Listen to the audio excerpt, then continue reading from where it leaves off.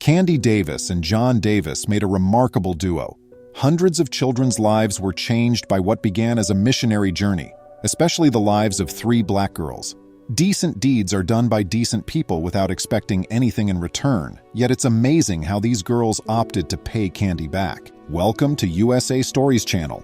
Do not forget to subscribe and activate the bell button to receive all new updates. Now let's go to the story.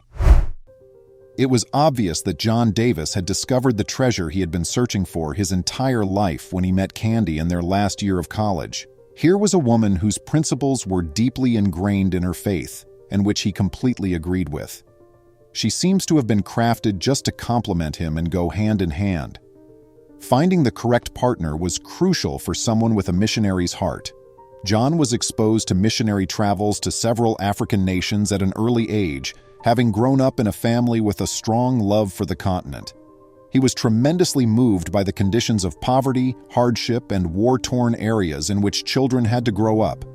He wanted to work in Africa and change people's lives, especially orphaned children's lives, precisely because of this.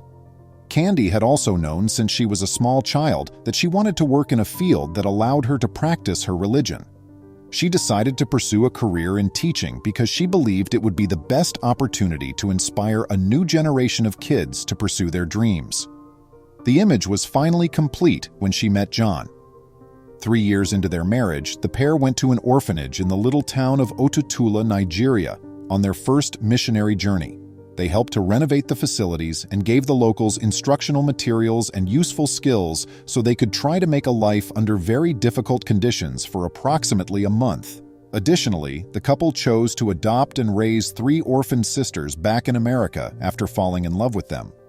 Although adopting children from Africa can be difficult and draining, the girls were eventually given to the Davis family after nearly a year of court proceedings. Since the couple sought to establish a close relationship with the girls, this town served as their virtual home during the year-long talks. As the adoption was completed and the pair went back to the United States, Kioma was just 2 years old, Modupe was 7, and Bimpi was 4. Although there were more options back in the States, the girls had to make a significant adjustment. Candy homeschooled the girls for the first 2 years in order to aid them with emotional difficulties and to teach them the English language for precisely this purpose. Racial discrimination was one of the more difficult issues the Davis family had to cope with. People found it incomprehensible that 2 white parents would decide to adopt 3 black girls, even in the church. Some said that the 3 African sisters shouldn't have been given priority over the many white youngsters in America who were equally in need of a loving home. With their extremely dark complexion and poor English, the kids had such a distinct appearance. Despite not being contagious, Kioma experienced various health issues during her early years in America, to the point that some people were afraid to approach her. However, Candy and John never wavered in their choice since love knows no hue. For them, being a parent meant dealing with soiled diapers, lunchboxes, cuts and bruises, teaching the kids how to ride a bike, and teaching them to pray. If the girls had been their biological offspring, they would have acted in the same manner as described. Candy and John genuinely loved these daughters and were unwavering in their beliefs. After all, when they initially traveled to Africa, they had no intention of adopting any African children. Their decision had been a submission. Though they were unsure of the specifics at the time, they felt that these girls were meant to fulfill a greater heavenly purpose and destiny. They would, by faith, get the 3 sisters ready for whatever was ahead of them. A newborn girl named a baby was born to John and Candy about 2 years after Modupe, Bimpi, and Kioma were adopted. This name, which originated in Nigeria, meaning "we asked for a girl," they were given 4 gorgeous sisters to nurture instead of just 1 daughter. In the years that followed, the girls developed into 4 extraordinary human beings. They worked hard in school and excelled in many fields. The 3 adopted sisters had beautiful voices and sang harmoniously together. They became quite well known in the church for their inspiring and soulful gospel songs. A baby wasn't a singer, but she was a dancer. From the moment she could stand upright, she was dancing to the music her older sisters made.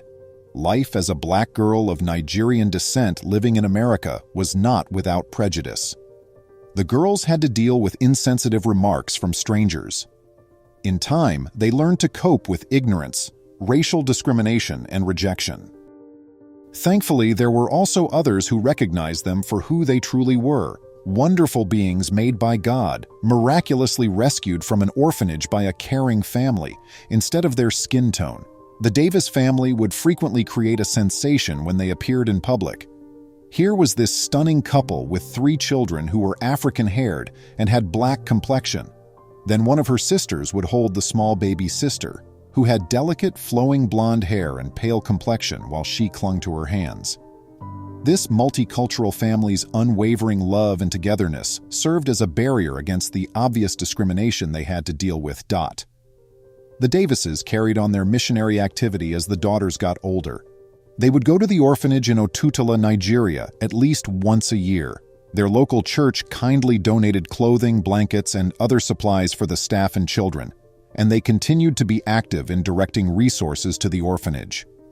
Giving their 3 eldest girls the chance to maintain ties to their Nigerian background was another reason the Davis family continued to support the orphanage. Despite their complete assimilation into American culture, the girls' parents desired that they retain a sense of their heritage. A few years later, when the girls had nearly reached adulthood, Modupe was a practicing nurse in her late 20s. She was renowned for being kindly toward those in need, particularly those from disadvantaged backgrounds. She would show the same decency and respect to both the president and the housekeeper. The name Bimpi translates to elegant and beautiful, and that is just what this girl turned into. Her goal was to make a gospel CD while she pursued a career in music. She intended to use some Yoruba, one of the native languages spoken in Nigeria, in her songs as she had studied the language. Kioma was still pursuing her teaching certification. She desired to carry on her mother's legacy. She had learned the importance of education, tenacity, and compassion for children from Candy. She would love to work as a teacher with disadvantaged kids someday, maybe even in Africa. A Baby continued to dance even though she was in her last year of high school. A Baby was leading the planning committee for the school's benefit performance, which was being held in support of a nearby shelter. John and Candy were sitting in the front row, happily supporting their youngest daughter. When the performance night finally arrived early in the show, A Baby performed a dance routine. A number of community members gave fantastic performances, making the evening really engaging. The announcement by the Master of Ceremonies that there would be a special finale was the biggest surprise. 2 outstanding members of the community were honored with an event on the program. You won't believe what transpired as the final event's curtain opened. This was a unique object honoring a mother and father who had devoted 27 years of their lives to raising their family. Specifically, the mother had given up her job to take on the role of full-time caretaker for her 3 unborn children, Modupe, Bimpi, and Kioma Davis all unexpectedly showed up on stage. When the 3 girls sang a Yoruba language original song they had written especially for Candy, the audience broke down in tears.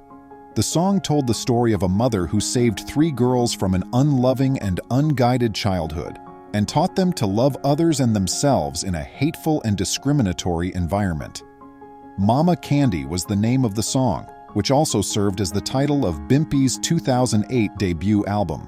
It was a wonderful privilege for Candy to spend this memorable occasion with her 3 adopted girls from Nigeria, her husband John, and A Baby, the little sister who adored her bigger sisters without conditions, even though love is an unrepayable bond. How do you feel about adoptions from overseas? Do you think you could adopt 3 siblings at once? Please remember to subscribe to our channel, give us a thumbs up, and turn on the notification bell so you won't miss any of our videos. If you enjoyed the tale, the next video that plays on your screen will probably move you too.